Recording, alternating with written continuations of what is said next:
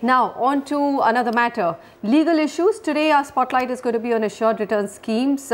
These are back in fashion in a big way when developers have trouble raising funds. Who do you go to?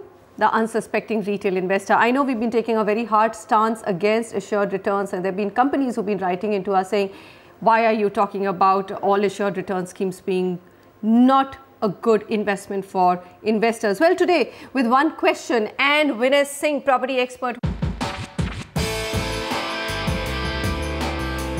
Vinay, thank you very much for joining in. We've got Anil Bhamri on the phone line with us. Anil, go ahead with your question. Hello. Hi, Anil, go ahead. What's your question? Hello, sir. We have invested in Vigneshwara Development with the director of Sunil Kumar Daya. Absolutely, right. We have invested in July 2010 and annual 12% interest they were paying on our investment of 13 lakh. Okay. And till March 2013, we have received the checks. And after that, they have given the check, but they have bounced.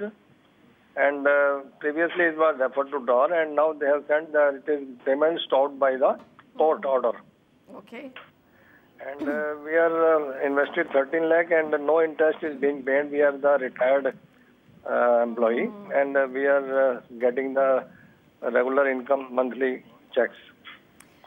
Okay, so what enticed you to invest in Vigneshwara? Was it the percentage of returns, 12%? Did that seem exciting, sir? 12% tax is also being deducted, and they have also charged the service tax from us. All right. Now, we do know that Sunil Daya, the managing director, as you named him, was arrested in November.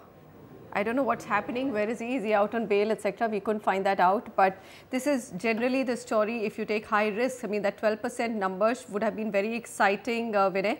But it's and it's a retired gentleman, so my heart goes out for him. But what does he do now? Is there any way out? Well, if it's just a simple case of check bouncing, then you have multiple options. You could file a case in the criminal court. It's a criminal offence against under Negotiable Instruments Act. Alternately, you could also file a case of cheating under 420 of the Indian Penal Code. Now, these are all fine, but if we are now given to understand that there's a court order which prevents him from doing it, then perhaps there's a larger issue there. So you'll have to find out in what case there is a court order. And if you want your money back, and many others like him, they would probably have to join and intervene in that particular suit as interested parties. Okay, so Vinay, it doesn't appear to be... Vinay, what happens? Pardon? I mean, it seems that the developer has overextended himself. His properties are not constructed. They're lying semi-constructed, and he's obviously, you know, under duress. Now, what happens? Isn't it a case of just simply having to write off your money because there is no way to get back money here? Yes, there is no easy way to get back money, and this is not a property transaction, it's a loan transaction. You appear, either you have lent him money or he has agreed to rent it out and pay you, so it's a monetary transaction. So it's an entirely different ball game, and it's not going to be easy to get that money out given the circumstances that he's in deep trouble. So if it is possible to file a criminal case, that would be one way of putting pressure.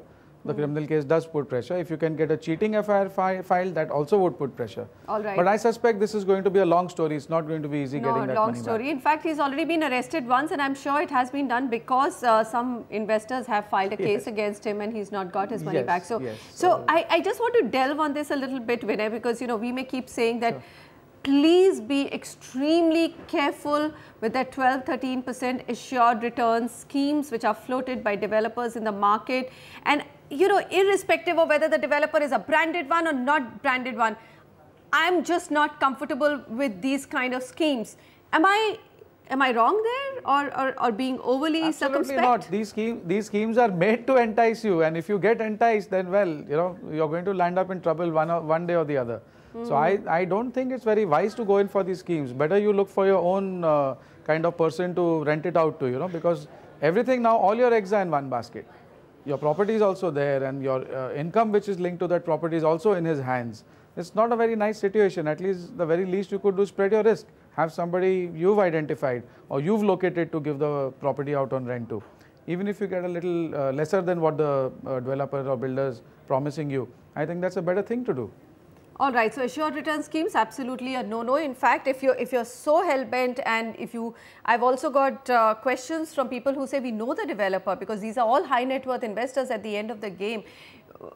Ask them the question, is there an escrow account created by your company to ensure that the money collected by you in the assured return scheme is used for that project alone? That's a very big question to ask. Also ask them, what are the developers doing to ensure that the project is getting built on time? Is the project currently meeting its specified construction milestones? Check out, does the company have a past track record where they have actually collected money from retail investors in assured returns and actually honored every commitment made to investors? You know, you ask these three questions and you will probably find that there is nobody who is raising money will be able to give you an answer for those three questions. And the ones who can give you the answers don't really need to come to retail investors to raise money. All right, Yogesh Vispute on the phone line with us. Yogesh, sorry to keep you waiting, but go ahead with your question. All right, I think we've lost him, so we'll just take this email. I'm selling my flat in Pune, purchased 3 years back. The society is yet to be formed or issue share certificate. Is there a no objection certificate still required from the society before I sell my apartment? If yes, what will be the charges? Vinay. Well, legally there is no requirement to take a no objection certificate from the society. There are prescribed forms where you inform the society, both the proposed purchaser as well as the member, both have to inform the society that we intend to enter into this transaction. There are forms prescribed for that. However, I personally always advise my clients that it's better to take the NOC from the society and a no dues certificate at the same time to avoid any form of future disputes. Once that document has been issued by the society, there cannot be a claim of any sort, you know. But we do see in cases where NOCs have not been obtained, that later on societies stand up and say, oh, there was something due on account of a repair fund or on account of some other dues and things like that. So better to be safe and take that NOC. All right, fair enough. Jitendra Rustagi sends his, okay, he's on the phone line with us. I'm getting really confused today. Jitendra, go ahead. What's your question? Yeah, hi. My question is, actually I purchased a flat in 2010 from Exotica and in Indrapuram. And actually recently from an actuary I got to know that it is actually a 3 BHK flat. And on the registry, like he told me that it was mentioned, the map was showing it as a 2 BHK. So now there basically 2 or 3 queries I have. First is that what is the process to get it changed from on the registry paper from 2 BHK to 3 BHK, number one. Okay. Second is what steps should I take to get it changed, and second, who would bear the cost for this? All right. So Jitendra, the square foot area or the total area of the flat is the same. You're just saying in the plan, instead of 2 bedrooms, the builder has now made 3 bedrooms? So frankly speaking, it is because there is a clubhouse like down my flat. It is a first floor flat. So actually I have not reconfirmed the area which he initially told me. Okay. So I need to, I think, take some advice from any like professional in this area. But as of now, I just this is my first query. So okay, what steps should I take? All right, let me come to Vinay. So Vinay, first is that assume that the area hasn't been changed, as the plan has been changed. Maybe he's taken out smaller bedrooms and actually kept the area same. So in this case, A, does he need to get the change made in the loan documents? And where else does he need to get the change made? And if there is a cost attached to it, who will bear the cost? And we will come to the larger question of, if there is actually been a square foot change, then who pays for it? See, if there is a change in the area, let's take the last one first. If there is a change in the area, it's clearly a case where you can ask for compensation. So you have those various options open to you of going to consumer forum and asking for compensation, etc. But assuming that the area has remained the same, if the plan has been changed, then even as per you should have checked first of all with the official plans, with the approved plans, that what you are buying is what has been approved or not. Now, if you start taking any action, the authority will ask you to revert back to the original plan. So you must bear that in mind. It is not possible to regularize a change like this without making a formal application to the building proposal department. Now, whether or not they will accede to that particular request itself is a different story. So, you would need to consult an qualified architect who will guide you on all these points, that what exactly is the change, whether such a change could be permissible and would be regularized by the concerned department or not, depending on what the change is. So, he would guide you there. But largely I feel, you know, if walls have been knocked down and layouts have been changed, generally the authority would say you please revert back to what is the approved plan.